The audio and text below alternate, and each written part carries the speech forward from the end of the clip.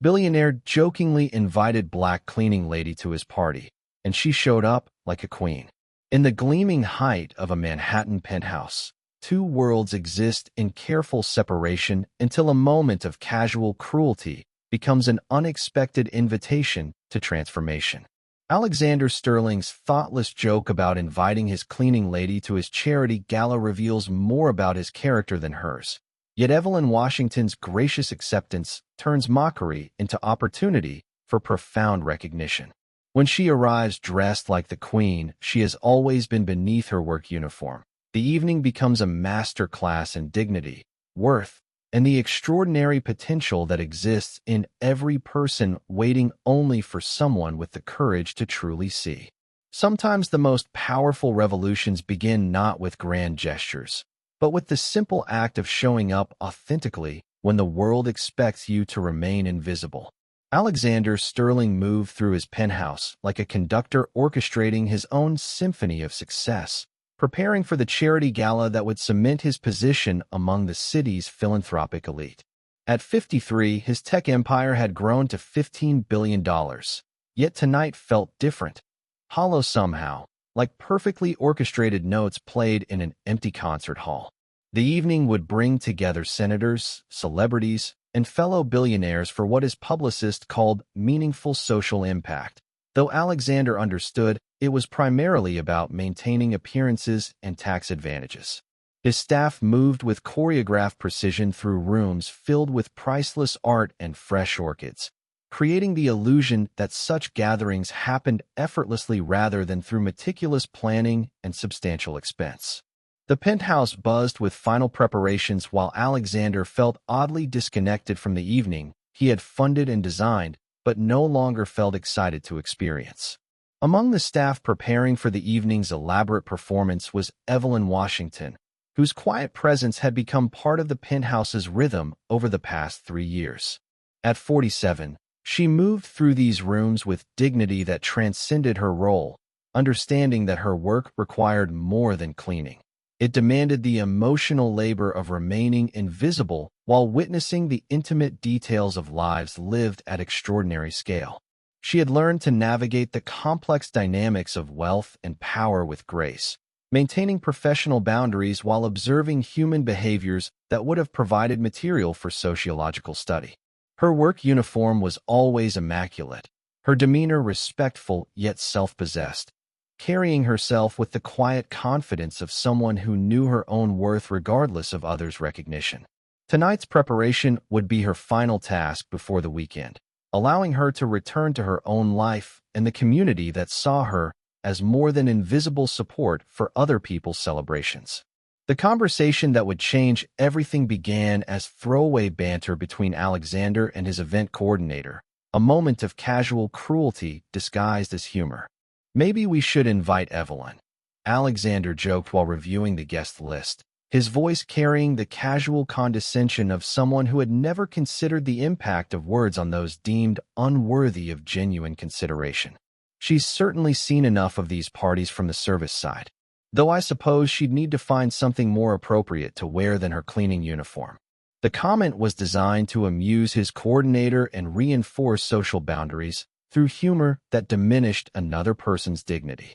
Alexander spoke as if Evelyn weren't present, treating her as part of the furniture rather than as someone whose feelings and humanity deserved basic respect and consideration.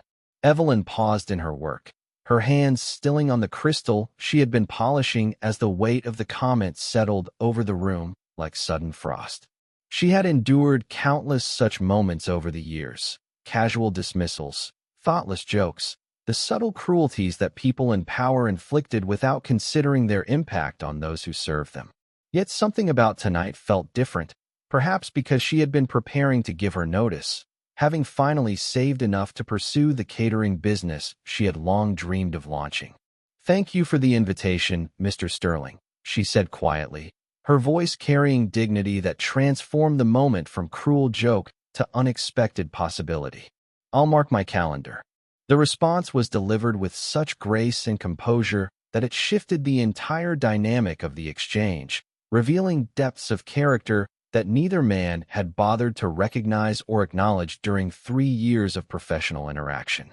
In the days following Alexander's careless invitation, Evelyn approached the upcoming gala with the same meticulous attention she brought to all her endeavors, understanding that her attendance would make a statement about dignity, worth, and the power of showing up authentically in spaces that had never been designed to welcome her presence. Her preparation began not with shopping for expensive clothes, but with research, studying the evening's charitable focus, familiarizing herself with the guest list, and understanding the social dynamics that would shape every interaction once she crossed the threshold from service provider to invited guest. She had learned through years of observation that true elegance emerged from confidence and preparation rather than expensive accessories, that presence was cultivated through understanding rather than purchased through designer labels. Her approach to the evening reflected values that had guided her entire life. The belief that dignity was earned through character rather than inherited through circumstances, that respect was commanded through authenticity rather than demanded through status. The dress she chose came from a consignment shop that specialized in formal wear, a deep emerald creation that had belonged to someone whose circumstances had changed, requiring the sale of beautiful things that no longer fit their transformed life. Evelyn understood the story such garments carried, the dreams and celebrations they had witnessed, the way that truly elegant pieces transcended their original owners to enhance whoever wore them with confidence and grace. She altered the dress herself, her seamstress skills honed through years of maintaining her family's clothing on limited budgets, her attention to detail ensuring that every line would be perfect. The evening bag and shoes came from similar sources, each piece chosen not for its price tag, but for its quality and appropriateness, creating an ensemble that would honor the occasion while remaining true to her own aesthetic and values. Her preparation extended beyond external appearance to the internal work of fortifying herself for an evening that would test her composure in ways that had nothing to do with social skills and everything to do with the psychological armor required to navigate spaces designed to exclude rather than welcome. Evelyn spent hours practicing conversations that might arise, considering how to respond to questions about her background, her presence, her right to occupy space among people who had never questioned their own belonging. She rehearsed responses that would maintain dignity while avoiding confrontation, that would educate without lecturing, that would represent not just herself, but everyone who had ever been deemed unworthy of respect and consideration. Her preparation was both practical and philosophical, understanding that her presence would be interpreted through lenses of assumption and prejudice that she could influence, but not control. Alexander, meanwhile, had forgotten entirely about his casual invitation, his attention consumed by business concerns and the usual logistics of hosting events designed more for appearance than impact.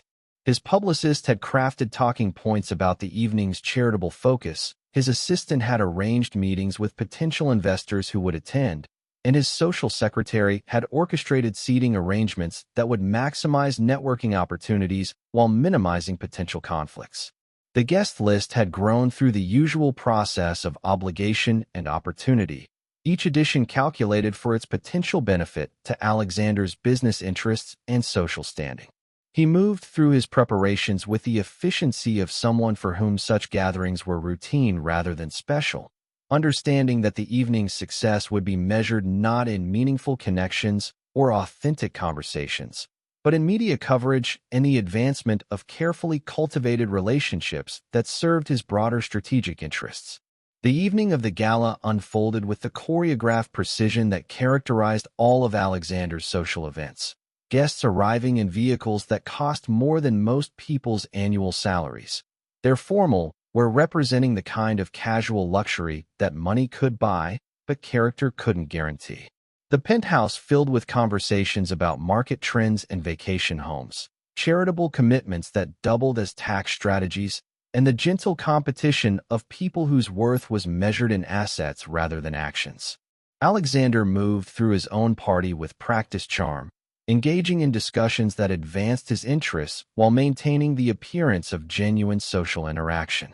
The evening proceeded exactly as planned until the moment that would reveal how completely he had underestimated both his own careless words and Evelyn's remarkable character.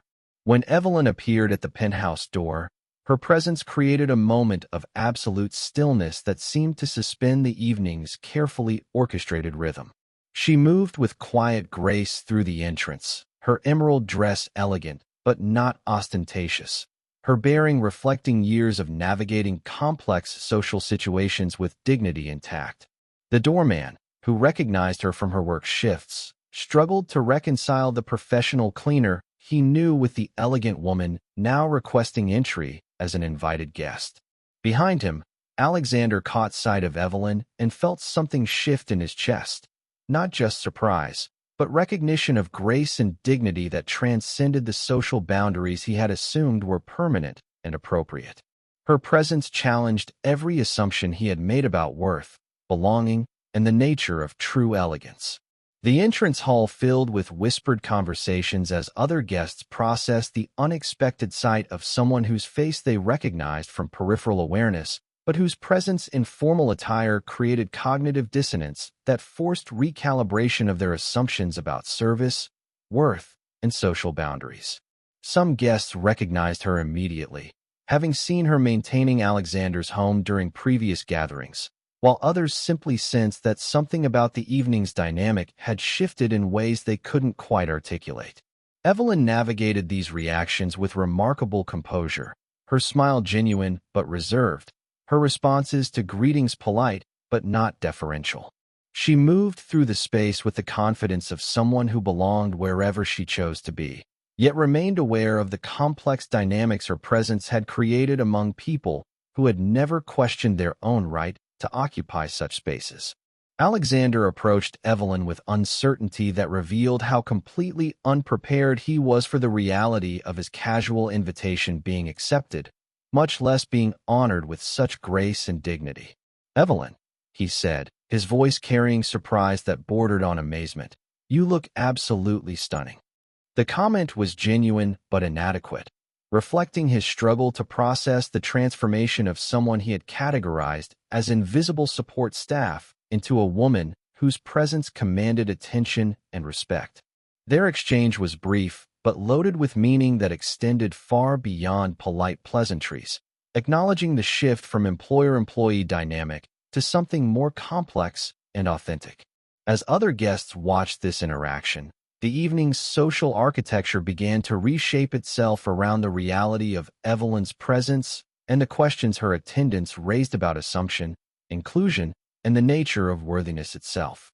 As the evening progressed, Evelyn found herself engaged in discussions that revealed her extensive knowledge of art, literature, and social issues. Insights gained through years of observation, self-education, and the kind of practical wisdom that emerges from navigating the world without inherited advantages. Her conversations with other guests moved beyond polite small talk to substantive exchanges about the charitable causes the evening was meant to support, her perspectives informed by direct experience with community needs that most attendees understood only through theoretical frameworks and tax-deductible donations. She spoke about education inequality with the authority of someone who had worked multiple jobs to put herself through night school, about healthcare access from the perspective of someone who had navigated complex systems without insider knowledge or unlimited resources. Her contributions to these discussions were thoughtful, well-informed, and delivered with the kind of authenticity that made her words more compelling than the rehearsed talking points that typically characterized such gatherings. Alexander found himself drawn into Evelyn's orbit, listening to her conversations with growing amazement as he realized how much intelligence and insight he had overlooked during 3 years of professional interaction. Her discussion with a prominent art collector revealed extensive knowledge of contemporary African-American artists, her understanding informed by gallery visits during her limited free time and careful study of works that spoke to her experiences and aspirations. When a tech entrepreneur began explaining market dynamics, Evelyn's questions demonstrated sophisticated understanding of economic principles and their impact on working families, her perspective adding depth to discussions that typically remain theoretical rather than grounded in lived experience. Alexander began to understand that his casual dismissal of her worth had been based on willful blindness rather than accurate assessment of her capabilities and character. The most profound moment came when Senator Harrison, a longtime family friend of Alexander's, engaged Evelyn in conversation about criminal justice reform, a topic close to her heart given her volunteer work with formerly incarcerated individuals seeking employment opportunities. Her insights were sharp, her proposed solutions practical, her understanding of systemic barriers informed by direct experience with communities that politicians typically studied from comfortable distance. The senator found himself taking notes on her observations, recognizing perspectives that could enhance legislation he was developing. Other guests gathered around their conversation, drawn by the rare experience of hearing someone speak about social issues from direct knowledge rather than political positioning or charitable obligation. Evelyn's voice carried authority that couldn't be purchased or inherited, born from authentic engagement with challenges that required both intellectual analysis and emotional resilience. As these conversations continued throughout the evening, the other guests began to recognize that Evelyn's presence was enhancing rather than disrupting their gathering, her perspectives adding depth and authenticity to discussions that typically remained superficial despite their supposed importance. Her questions challenged assumptions. Her insights offered new frameworks for understanding familiar problems. Her presence reminded everyone that true expertise often emerged from engagement rather than observation. Alexander watched these interactions with growing awareness of how completely he had misjudged not just Evelyn's capabilities, but his own understanding of worth, intelligence, and the kinds of conversations that actually mattered. The evening was transforming from routine social obligation into something more meaningful and authentic than any gathering he had previously hosted. Near the evening's end, as guests began to express appreciation for what many described as the most engaging gala they had attended in years, Alexander found himself alone with Evelyn on the terrace overlooking the city lights. The formal party continued inside, but here they could speak without the performance required in social gatherings, their conversation moving beyond pleasantries to acknowledgement of the evening's significance and the assumptions it had challenged. "I owe you an apology," Alexander said quietly, his voice carrying genuine remorse for the casual cruelty of his original invitation and the years of blindness that had preceded it. "I spoke carelessly about someone I had never bothered to actually see or know, and you responded with more grace than I deserved." His words were carefully chosen but heartfelt, representing recognition that went beyond simple regret to encompass understanding of how fundamentally he had misjudged both Evelyn's character and his own behavior. Evelyn's response revealed both forgiveness and wisdom that humbled Alexander further, her words acknowledging the hurt while focusing on the possibility for growth and changed understanding that the evening had created. "We all make assumptions," she said gently, her voice carrying the kind of grace that emerges from having navigated countless moments of being underestimated, yet choosing dignity over resentment. "The question is what we do when we realize those assumptions were wrong." Her perspective transformed the conversation from confession and absolution to exploration of how authentic relationships could emerge from honest recognition of past blindness and commitment to seeing clearly in the future. She spoke about her own dreams and aspirations, sharing plans for her catering business with someone who was finally listening with genuine interest and respect rather than polite indifference. The conversation that followed revealed mutual recognition that transcended their previous employer-employee relationship, acknowledging shared values about work, dignity, and the importance of treating every person with respect regardless of their social position or economic circumstances. Alexander found himself offering not charity but partnership, proposing to invest in Evelyn's catering business as a silent partner whose involvement would provide capital without compromising her autonomy or vision. The proposal emerged from recognition of her capabilities rather than pity for her circumstances, understanding that her success would benefit from resources while her direction and leadership remained entirely her own. Their discussion moved from personal apology to professional collaboration, built on foundations of mutual respect that had been absent from their previous interactions. As the last guest departed and the penthouse returned to its usual quiet elegance, Evelyn gathered her evening bag and prepared to leave, but the dynamic between them had fundamentally shifted from service provider and employer to equals who had found unexpected common ground in values and aspirations.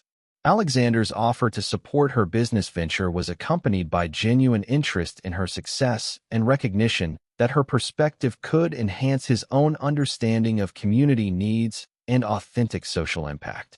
The evening that had begun as cruel joke had become the foundation for a relationship built on respect, recognition, and the kind of authentic connection that emerges when people move beyond assumptions to see each other clearly. Evelyn left the penthouse not as someone who had been given charity, but as someone whose worth had finally been recognized and whose dreams had found an unexpected ally. 6 months later, Evelyn's catering business had grown into one of the city's most sought-after services. Her success built not just on culinary excellence, but on the grace and professionalism that had always characterized her work. Her events were known for their attention to detail, their inclusive atmosphere, and the way they made every guest feel valued and respected regardless of their social position. Alexander had become not just an investor, but a friend and advocate. His initial support creating opportunities for Evelyn to showcase her capabilities to clients who recognized exceptional quality when they experienced it.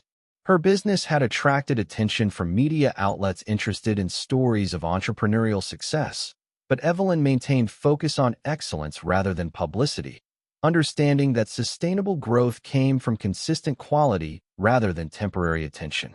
The relationship between Alexander and Evelyn had evolved into genuine friendship built on mutual respect and shared commitment to creating opportunities for others who faced similar barriers to recognition and advancement.